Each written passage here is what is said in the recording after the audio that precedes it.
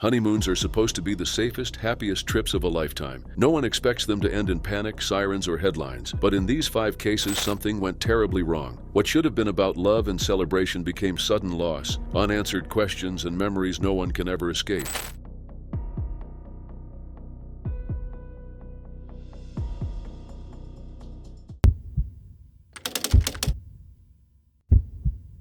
Honeymoons are meant to be moments of pure joy, the opening chapter in a shared life together, when 2 people can leave behind the pressures of ordinary existence and fully dedicate themselves to each other. For Ben and Catherine Mullaney, both 31 years old, their honeymoon on the Caribbean island of Antigua was intended to be exactly that, a gift from loved ones, a calm 2 weeks to close out their wedding festivities. Instead, their journey became one of the most disturbing honeymoon deaths ever recorded, a case that shook not only their families in Wales but also echoed across international headlines. Ben, a trainee physiotherapist from Istalifera, and Catherine, a pediatrician training to become a general practitioner, had grown up only a few miles apart in Wales before their lives finally converged.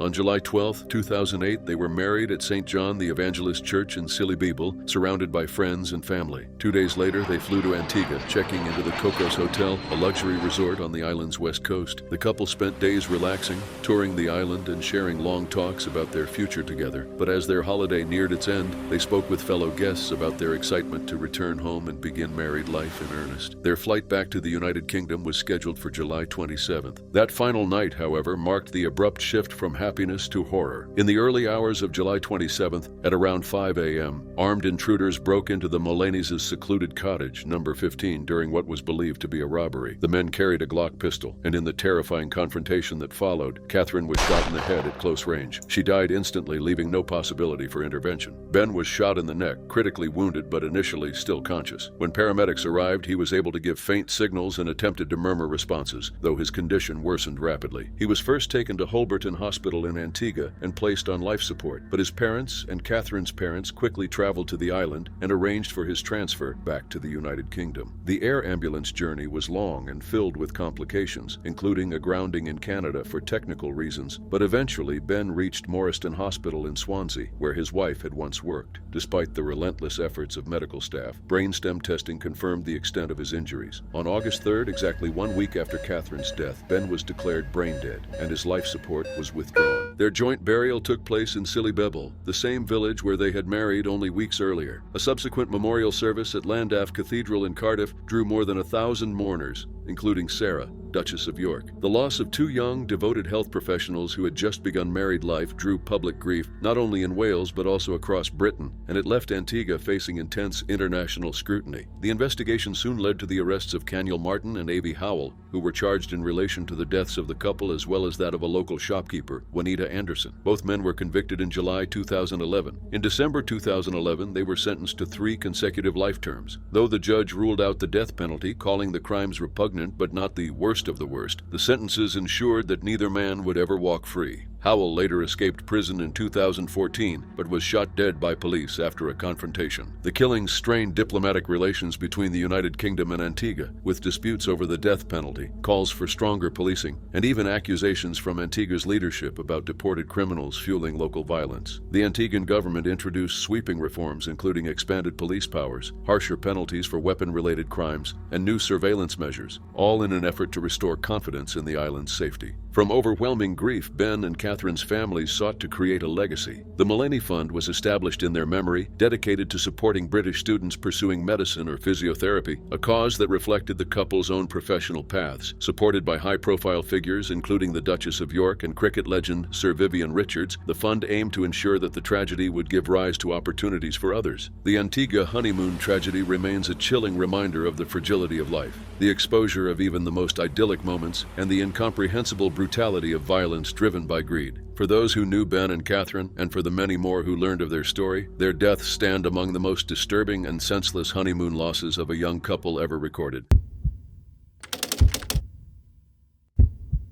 In August 2011, Ian Redmond was beginning what should have been the most carefree chapter of his life. At 30 years old, recently married and surrounded by the calm beauty of the Indian Ocean, he was enjoying time away from home with his new wife in a place known for tranquility and romance. The Seychelles, with its clear waters and reputation for safety, seemed the perfect setting for a honeymoon that promised rest, adventure, and the quiet excitement of a shared future. Ian was from Lancashire and had recently married Gemma after a long relationship that stretched back nearly a decade. The wedding took place in early August, followed immediately by a 2-week honeymoon in the Seychelles. The couple chose the island of Preslin, the second largest in the archipelago, drawn by its white sand beaches and gentle seas. They stayed near Ancelazio Beach, a location popular with tourists and frequently described as one of the most beautiful beaches in the world. Ian was a keen sportsman with previous snorkeling experience, and the couple had been assured that the waters around the islands were safe and free from dangerous wildlife. By the second week of their honeymoon, they were relaxed, happy, and preparing to return home within days to begin married life. On the afternoon of the 16th of August 2011, Ian went snorkeling off Ancelazio Beach. Gemma remained on the shore, watching him from a distance as he swam in the clear water. Shortly before 5 p.m., without warning, a shark attacked Ian while he was in the water roughly 20 yards from the beach. The attack was sudden and violent, causing catastrophic injuries to his hips and arms and resulting in massive blood loss. Tourists nearby reacted immediately. Ian was pulled from the sea into a speedboat and rushed back toward the shore as quickly as possible. He was still conscious when he reached the beach, where emergency efforts began at once. Among the holidaymakers was a French surgeon who attempted to provide first aid using the limited resources available. Despite sustained efforts to revive him, the severity of Ian's injuries left little chance of survival. He was later taken to hospital, but the extent of the blood loss proved fatal. He died shortly afterward, just 10 days after his wedding. An inquest held at Bolton Coroner's Court later ruled his death a tragic accident. The deputy coroner described the circumstances as horrifying, noting that Ian lost his life at a time when he was at his happiest. It also emerged that a 36-year-old French tourist, Nicolas François Virol, had been killed by a shark in the same area 2 weeks earlier, marking an unprecedented cluster of attacks in waters where none had been recorded for decades. Prior to these incidents, the last fatal shark attack in the Seychelles dated back to 1963. In response, Seychelles authorities imposed temporary bans on swimming in parts of Praslin and requested assistance from international shark experts, including specialists from South Africa and the United States. Emergency government meetings were held as officials sought to address public safety concerns while limiting damage to the tourism industry, the country's primary source of income. Increased patrols and monitoring were introduced, and beaches were closed pending expert assessments. For Gemma and their families, the loss was overwhelming. Ian was remembered as calm, dedicated, and deeply committed to both his work and his loved ones. Shortly before the honeymoon, he had poured his energy into renovating a historic cottage that the couple planned to share as their first home. His funeral in Dalton, Lancashire, was attended by around 500 mourners, reflecting the impact he had on those around him. A memorial service was also held on Ancelazio Beach, the place where his life ended. Ian Redmond's death remains one of the most disturbing honeymoon deaths ever recorded, not only because of its brutality, but because of how abruptly it ended a life and a marriage that had barely begun.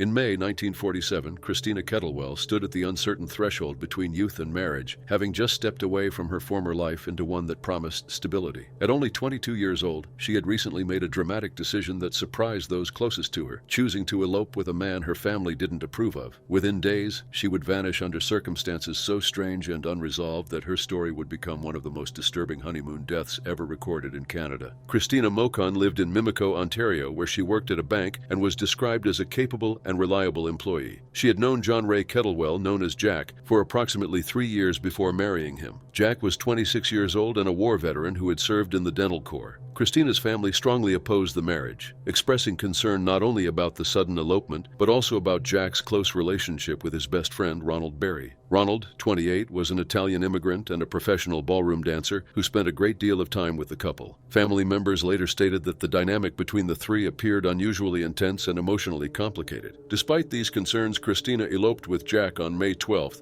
1947. After the wedding, the newlyweds briefly stayed at an apartment on Tyndall Avenue in Toronto. Ronald accompanied them throughout this period and unusually joined them for their honeymoon. On May 17th, the trio traveled by boat to Ronald's remote cottage in Severn Falls, Ontario, a secluded location accessible only by water. During their stay, witnesses later described Christina's behavior as unstable. She was reported to experience crying spells, moments of confusion, and visible emotional distress, and she expressed doubts about whether Jack truly loved her. On May 20th, Just 8 days after the marriage, the situation took a dramatic and irreversible turn. Ronald's cottage suddenly caught fire. Ronald later stated that he returned to the cottage to find Jack inside, injured, disoriented, and suffering from what appeared to be a head wound. Ronald pulled Jack from the burning structure as the fire rapidly consumed the building. Christina, however, could not be found. The cottage burned to the ground within approximately an hour. Ronald transported Jack by boat to Severn Falls in order to reach medical care and contacted authorities. Later that evening, the situation deepened in mystery. Christina's body was discovered face down in just 9 inches of water along the Severn River, approximately 150 feet from the destroyed cottage. The discovery was made by a local boathouse owner. Christina's body showed no signs of burns, external injuries, or visible violence. An autopsy later determined that she had drowned, but traces of codeine were found in her stomach. The presence of the substance raised immediate questions about her physical state before death. Compounding the uncertainty, a witness who had attempted to help extinguish the fire earlier that day stated that no body had been visible in the river at that time. The investigation that followed exposed a series of deeply troubling details. Police questioned Jack, Ronald, and more than 20 other individuals. Jack was treated for burns, shock, and a head injury, and later claimed to have no memory of events after late morning on the day Christina died. Ronald provided an extensive statement that investigators found unusual. During the inquest, several notes written by Christina were introduced, all verified as authentic by handwriting experts. The notes, written over several weeks and addressed to different individuals, suggested emotional turmoil and thoughts of ending her life. Further scrutiny revealed unusual financial arrangements. Jack had taken out life insurance policies on both himself and Christina shortly before the marriage, each with double indemnity clauses for accidental death, and Ronald was listed as the beneficiary. Ronald had also insured his cottage and named Jack as the beneficiary. Christina's wedding ring was never recovered, adding another unresolved detail to the case. During the investigation, Jack admitted to an intimate relationship with Ronald, a revelation that intensified public attention and speculation, but that might have been the result of police pressuring Jack to adhere to a certain narrative. An inquest began on June 19, 1947, drawing enormous public interest. Despite the sensational evidence presented, the jury was unable to determine whether Christina's death was the result of self-inflicted actions, an accident, or foul play. The final ruling acknowledged the suspicious circumstances, but concluded that the evidence was insufficient to reach a definitive answer. Decades later, the death of Christina Kettlewell, known as the 8-Day Bride, remains one of the most disturbing honeymoon deaths ever recorded. Her case endures not because of what was proven, but because of what could never be explained, leaving a legacy of unanswered questions, unease, and enduring fascination.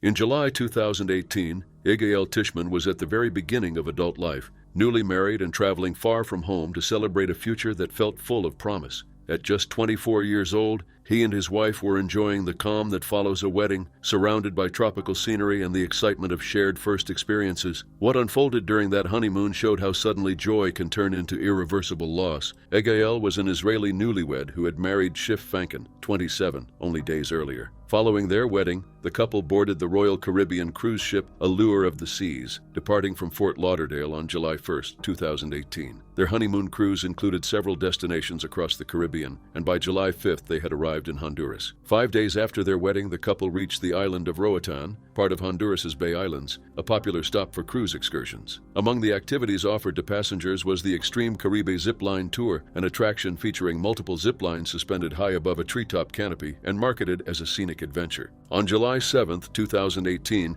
Igael and Schiff joined the zipline excursion near West Bay on Roatan. The course consisted of a series of lines and elevated platforms, some reaching significant heights above the ground. During the activity, Schiff was sent down one of the zip lines first. At some point along the line, she became stuck roughly halfway across, unable to continue forward or return to the platform. Unaware of her situation, Igael was released onto the same line behind her. As Igael descended at speed, the two collided midair. The impact was severe. Both Igael and Schiff sustained serious injuries, including fractured ribs. Emergency services were alerted and firefighters and medical personnel responded to the scene. The couple was transported by ambulance to a local hospital in Roatan. Despite the violent collision, both were reported to be conscious upon arrival. Igael complained of difficulty breathing. Although Igael survived the initial incident, his condition deteriorated overnight. By the following morning, hospital staff confirmed that he had died. Local authorities stated that the exact cause of death was not immediately clear. Reports indicated that it may have been linked to a brain aneurysm or brain hemorrhage triggered by the collision, but no official cause was publicly confirmed. Schiff required emergency surgery and was later airlifted to a hospital in the United States, where she was stabilized and listed in serious but stable condition. The aftermath of Abigail's death prompted investigations by Honduran authorities into how the accident occurred. Officials acknowledged that zipline staff were present and that standard procedures typically prevent more than one participant from using a line at the same time. The Honduran Tourism Board stated that all proper safety procedures had been followed and denied responsibility, attributing the incident to incorrect operation by the couple. Questions remained unanswered, including whether protective helmets were worn and how the release sequence was managed. Royal Caribbean confirmed the incident and stated that its care team was providing support to the family. The Israeli consulate in Guatemala coordinated efforts to have Abigail's body returned to Israel for burial, while providing assistance to Schiff and their families. The death cast a shadow over what had been intended as a celebration of marriage and new beginnings. A routine tourist activity undertaken during a moment meant to mark the start of married life instead ended it.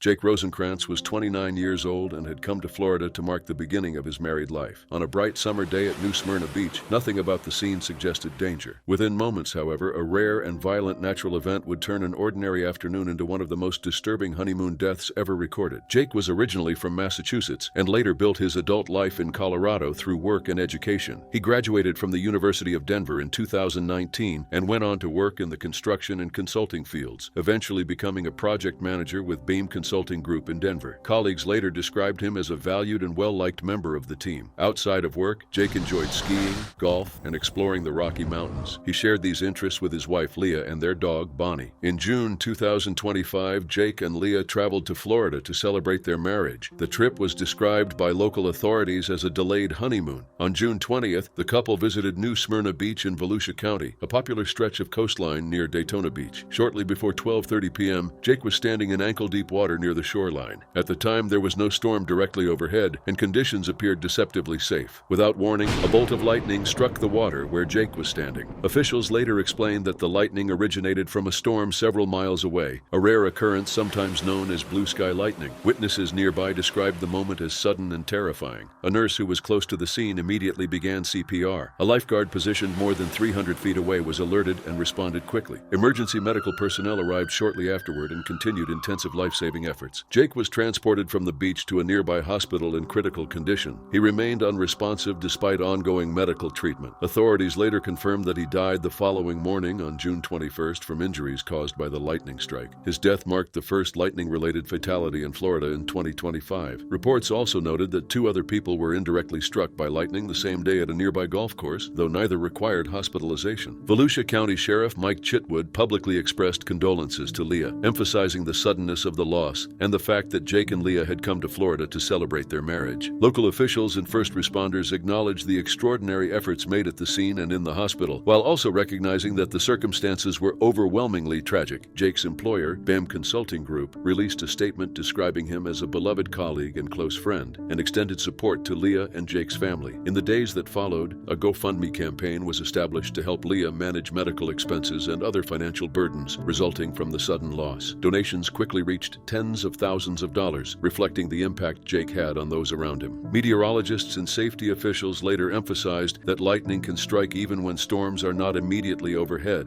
Despite the rarity of being struck by lightning, Florida remains the state with the highest number of lightning fatalities in the United States. Jake Rosencrantz's death stands out not only because of its unusual nature, but also because it occurred during what should have been a celebration of love and new beginnings. A brief moment at the water's edge became a permanent dividing line, leaving Leah widowed and a family grieving.